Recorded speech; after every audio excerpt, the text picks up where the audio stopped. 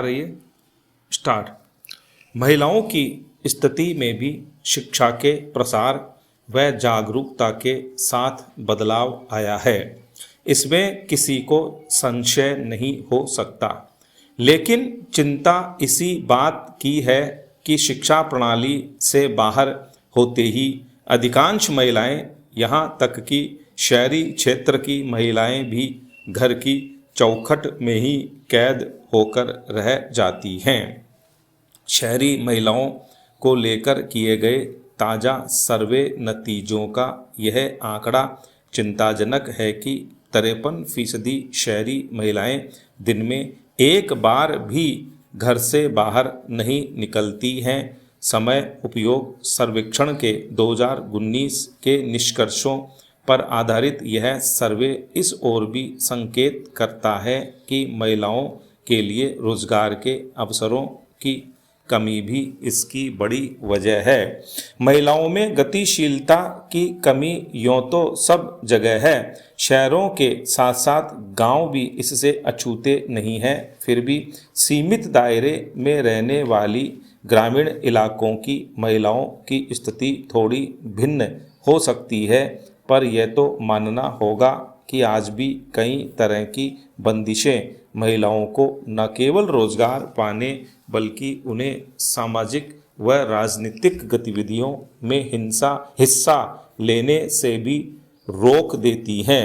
हमारे समाज में बालिकाओं को आम तौर पर उनके अध्ययन के दौरान घर से बाहर निकलने का अवसर मिल ही जाता है, क्योंकि उन्हें शिक्षण संस्थाओं तक जाना होता है। पर जब वे पढ़ाई छोड़ रोजगार के लिए बाहर निकलने के बजाय घर गृहस्थी संभालने में जुट जाती हैं, तो परिणाम सर्वे के ऐसे नतीजों के रूप में ही सामने आता है। दिखावे के तौर पर कई घर परिवारों में यह कहा भले ही जाता हो कि उनके यहाँ लड़के लड़की में भेद नहीं है, लेकिन व्यावहारिक तौर पर महिला होने का नुकसान हर कहीं उठाना ही पड़ता है। ज़्यादातर महिलाओं को अपने परिवार से ही प्रताड़ना का सामना करना पड़ता है। घरेलू हिंसा से लेकर लैंगिक भेदभाव तक के रूप में स्टॉप। महिलाओं को हद में रहने की नसीहत देने वालों की कमी नहीं, स्टॉप। कमी है तो सिर्फ इनके लिए अवसर जुटाने वालों की, स्टॉप।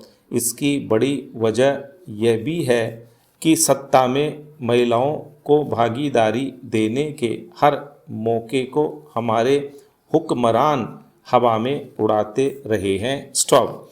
सही मायने में गतिशीलता के अधिकाधिक मौके मिलने पर ही महिलाएं विकास के अवसरों को खुद से जोड़ते हुए नई संभावनाओं की तलाश कर सकती हैं। ऐसे में महिलाओं को शिक्षा के साथ साथ अपने पैरों पर खड़े होने के अवसर भी देने होंगे, स्टॉप। ऐसे प्रयासों के साथ समाज को आगे तो आना ही होगा, स्टॉप। सबसे बड़ी जिम्मेदारी हमारी नीति नियंताओं की ही है, स्टॉप। पैरा।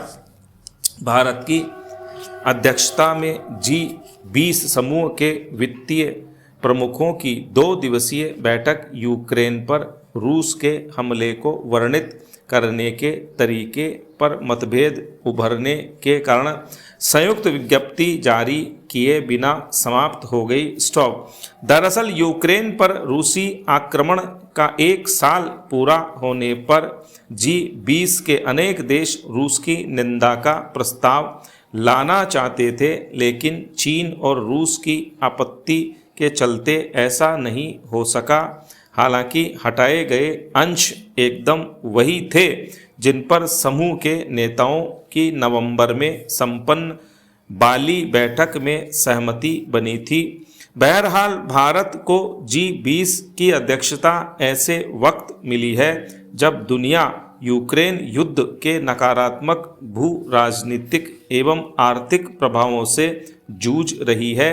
अपनी अध्यक्षता के दौरान भारत ने शांति, संवाद और सर्वसम्मति के एजेंडे को बढ़ावा देने की जो बातें कही हैं वे जल्द युद्ध समाप्त करने के लिए अपरिहार्य हैं। प्रधानमंत्री नरेंद्र मोदी ने रूस के राष्ट्रपति व्लादिमीर पुतिन को पिछले साल शंघाई सहयोग संगठन की बैठक में संदेश दिया था कि आज का युग युद्ध का नहीं होना चाहिए। यह संदेश यूक्रेन में शांति बहाली के लिए किए जा रहे समस्त प्रयासों का आधार केंद्र बनना चाहिए। इसमें कोई संदेह नहीं कि युद्ध समाप्ति को लेकर रूस और पश्चिमी देशों के मध्य जो मतभेद नजर आ रहे हैं उनको पाटने में भारत महत्वपूर्ण भूमिका निभा सकता है। युद्ध जितना लंबा खिंचेगा, भारत के लिए अपनी स्थिति बनाए रखना उतना ही मुश्किल होगा। इतनी उथल पुथल के बाद भी जहां यूक्रेन में शांति के कोई संकेत नहीं दिखते, वहीं युद्ध से अब कई जटिल मुद्दे भी जुड़ चुके हैं, जिनमें परमाणु संरक्षा, खाद्य सुरक्षा, ऊर्जा सुरक्षा, प्रकृति को पहुंच रहे नुकसान की रोकथाम, यूक्रेन की क्षेत्रीय अखंडता की बहाली एवं बंदियों की रिहाई शामिल है। स्टॉप।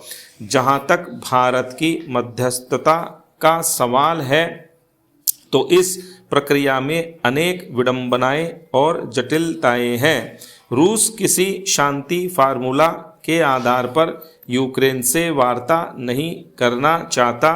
पुतिन का मानना है कि दुनिया अब नई भौगोलिक वास्तविकताओं यानी कब्जे में आए भूभागों को रूसी इलाके के तौर पर मान्यता दे। वैसे रूस की सैन्य कार्रवाई का अंतिम लक्ष्य भी यही रहा है कि संपूर्ण यूक्रेन पर उसका कब्जा हो जाए। स्टॉप।